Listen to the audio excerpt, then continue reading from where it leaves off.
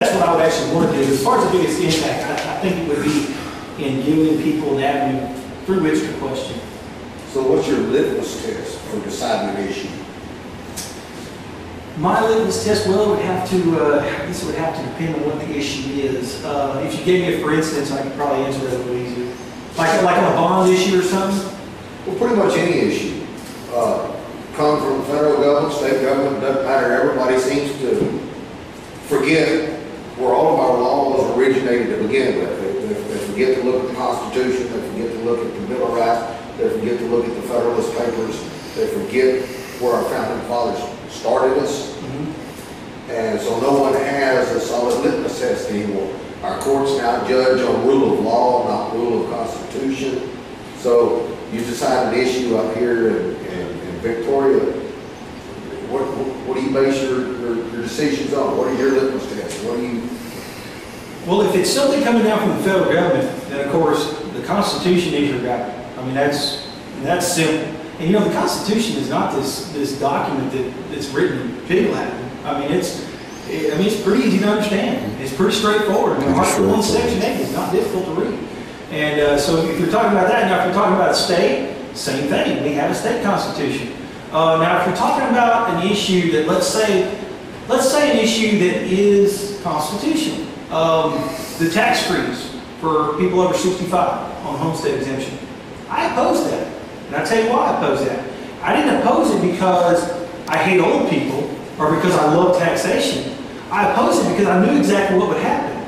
What's going to happen is, and the other shoe hasn't dropped in a lot of places, but what's going to happen is once these values are done going up, once they've plateaued and once the local ARBs and the CADs and everything cannot justify increasing that anymore, once the courts intervene and say enough's enough, guess what's going to happen to that 30-year-old who's got a couple of kids who's trying to make his start in life? His taxes are going to start skyrocketing because in ever increasing percentage of the population over here, you cannot increase their taxes anymore. Once their values are capped, you can't increase the rate on them because we voted that law in.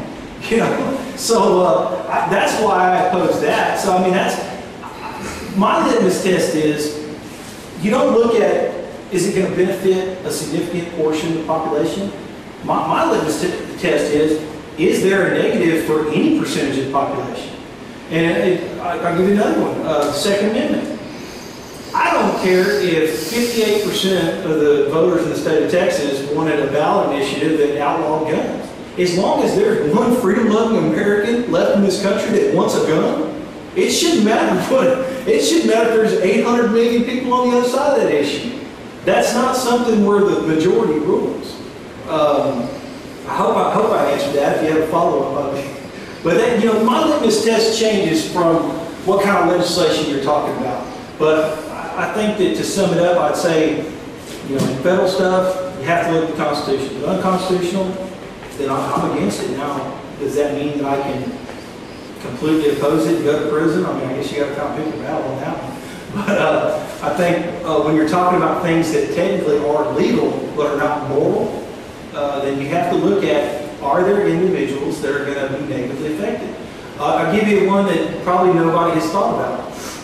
In this last legislative session, the state legislature, they amended the law concerning compensation for people who are wrongfully convicted. I don't know if y'all remember that bill.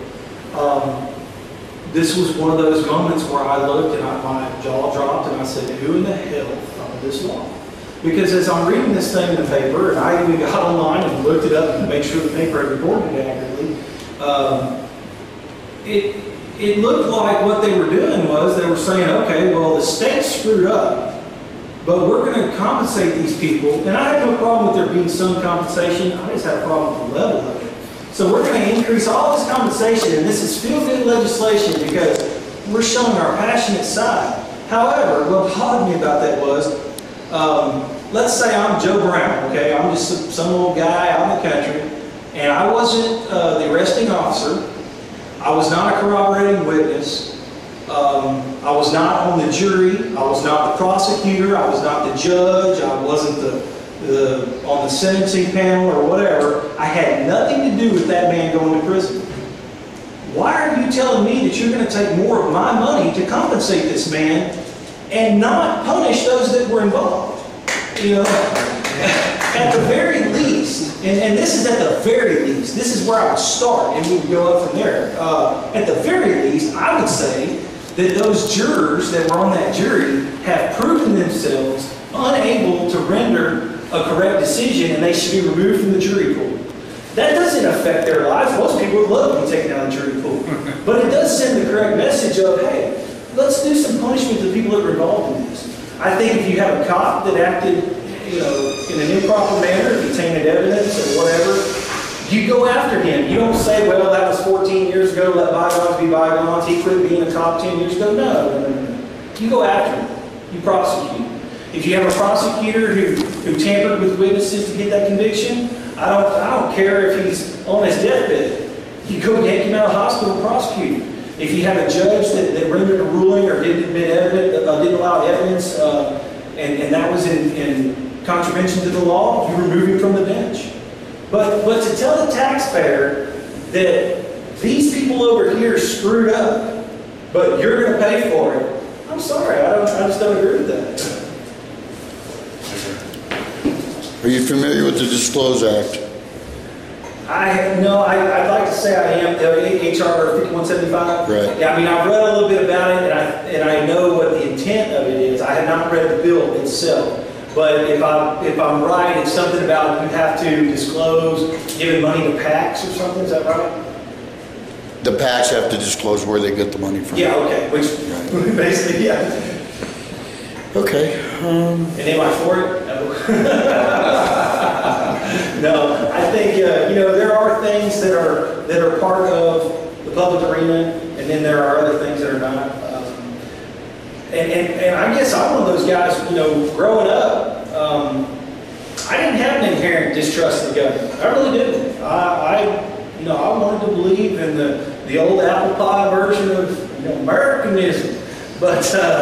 I tell you right now, I wish the government had absolutely no information on me. I wish I had never had a thumbprint taken anywhere. I wish I had nothing, because I don't trust them at all, and particularly the federal government.